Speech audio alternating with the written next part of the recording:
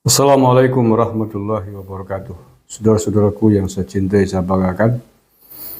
Ini lawyernya PDIP yang nangani Hasto kok ya gak mudeng-mudeng saja ya. Perkara apa ya, perkara dilaporkannya Hasto ke Polda Metro itu. Ini komentar lagi nih, lawyernya nih. Dia ngomong begini, PDIP, Hasto dilaporkan karena isi wawancara di TV. Harusnya tak masuk delik. Ya, lihat dulu isinya seperti apa, bro. Walaupun di wawancara TV internasional pun, kalau isinya emang ada unsur fitnah, unsur kebencian, hoak, mempropaganda, ya bisa kenapa asal, gimana sih? Aduh, Chan. Nanti kalau begitu, ya, semua orang bisa bebas berbicara, mentang-mentang di wawancara di TV, ngomong sepenangnya dewek, menghina sana sini, menghujat sana sini. Kalau dalihnya adalah wawancara di sebuah stasiun TV tidak bisa dilaporkan polisi, lu penok temen. Negara baik apa? Sekjen PDIP Hasto Kristianto dilaporkan ke Polda Metro Jaya atas dugaan pelanggaran Undang-Undang IT dan penghasutan. PDIP mengatakan pelaporan itu berdasarkan wawancara Hasto di stasiun televisi nasional. Bahwa laporan kepada Sekjen PDIP Hasto soal pelanggaran IT dan penghasutan karena wawancaranya dalam sebuah televisi swasta nasional tidak masuk delik, kata politikus PDIP sekaligus tim pengacara Hasto, Roni Talapesi, saat dihubungi oleh Detik pada hari Jumat kemarin. Roni menilai isi wawancara Hasto di media TV harusnya tidak bisa menjadi delik pidana. Penak temen. Wawancara itu, kata Roni, masuk dalam ranah Undang-Undang Pers. Loh.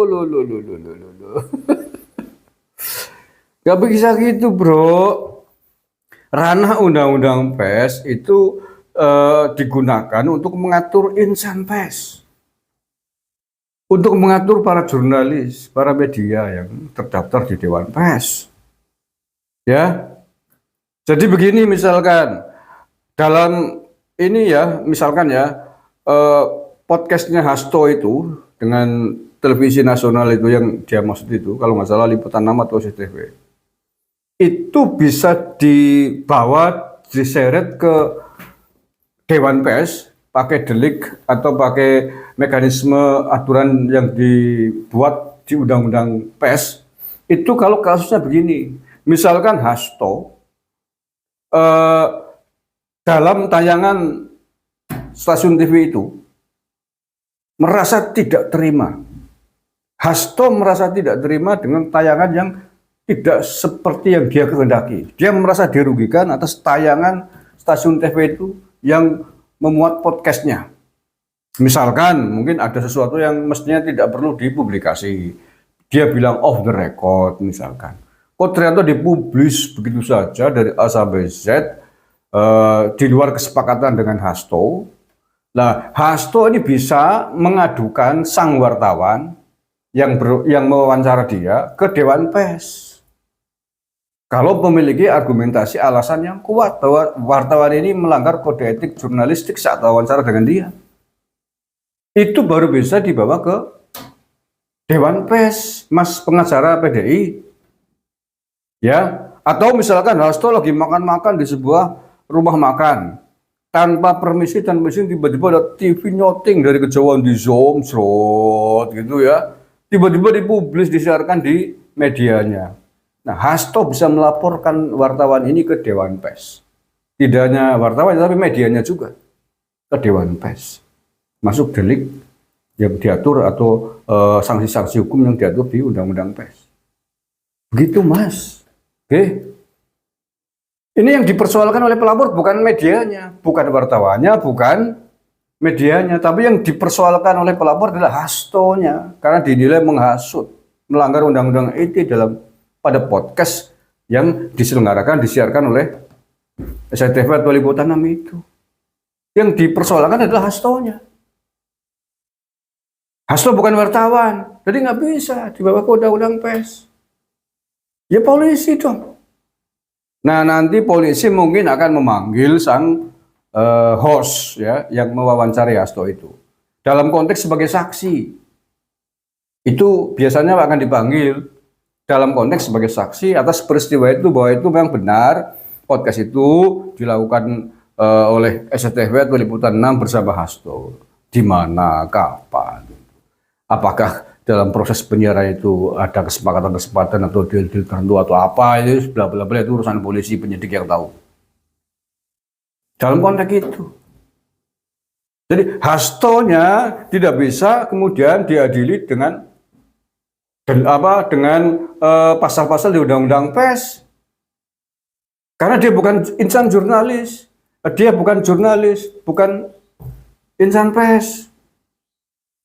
Kalau Hasto yang melaporkan ke Dewan Pers atas dirinya yang merasa dirugikan oleh sebuah media, oleh wartawan tertentu yang wawancara dengan dia, itu bisa. Jadi Hasto melaporkan wartawan media tersebut, itu bisa. Tapi ini yang dilaporkan Hasto, yang dilaporkan oleh sang pelapor, karena dinilai menghasut dan lain sebagainya, sebagaimana sudah dijelaskan itu. Mudeng. Ketuanya gue ya orang mudeng ya wawancara. Karena pengacara kok nggak tahu apa sih hal-hal yang diatur di Undang-Undang Pers, sebenarnya dibaca dulu lah. Jadi Undang-Undang Pers sekali lagi konteksnya adalah undang-undang yang dibikin untuk mengatur dunia pers, baik pelakunya yakni para jurnalisnya maupun medianya. Bagaimana batasan-batasan, aturan-aturan, ketentuan-ketentuan yang diatur di undang-undang tersebut yang mengatur para insan pers agar tidak melanggar hukum, agar tidak keluar jalur, agar tidak bertentangan dengan Undang-Undang Dasar Negara Republik Indonesia, agar tidak bertentangan dengan ketentuan norma hukum secara garis besar di negara ini. Kalau ada yang melanggar, ada wartawan yang melanggar, ada insan media, perusahaan media, lembaga penyiaran yang melanggar Undang-Undang Pers itu, ketentuan yang diatur di Undang-Undang Pers, Dewan Pers tugasnya, Dewan Pers yang akan menanganinya. Jadi mengadukan insan pers, mengadukan seorang jurnalis yang dianggap melanggar atau media yang dianggap tidak benar ke Dewan Pers. Yang mengadu siapapun boleh mengadukan media atau jurnalis yang dianggap tidak benar ke Dewan Pers, boleh. Paham gitu?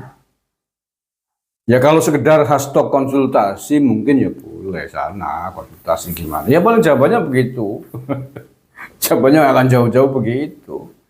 Tapi kalau Hasto minta kasus itu dalam podcast itu diselesaikan di Dewan Pers, ya nggak bisa. Nggak bisa bahwa yang dilaporkan oleh pelapor itu adalah statement Hasto dalam podcast itu yang dianggap melanggar hukum. Itu memang ya polisi jalurnya. Bismillahirrahmanirrahim. Cara ngopi dulu, ini ngopi susu.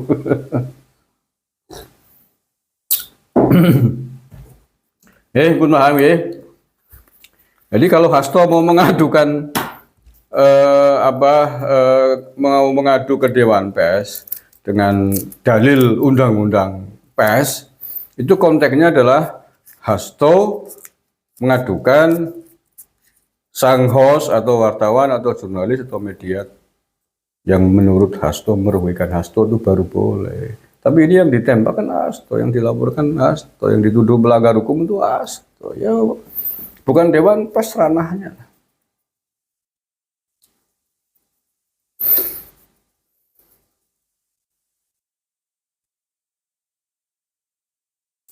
Jadi terakhir sudahlah Kang Hasto, PDIP hadapi saja. Hadapi saja dengan jantan apa yang Anda dapati itu, apa yang Anda terima terkait laporan seseorang atas teman Anda. Kalau Anda merasa benar, ngapain takut? Loh ya belum apa-apa itu kan. Belum apa-apa dibanding persoalan yang pernah dihadapi oleh Megawati zaman Orde Baru dulu itu kan. Belum apa-apa dengan apa yang pernah dilalui oleh PDIP tahun-tahun era-era Orde Baru. Jadi takut lah gitu aja kok. berlari ke sana kemari mau minta tolong ke Dewan Pers. Enggak masuk. Salah alamat, salah kamar. Salah kamar, bro.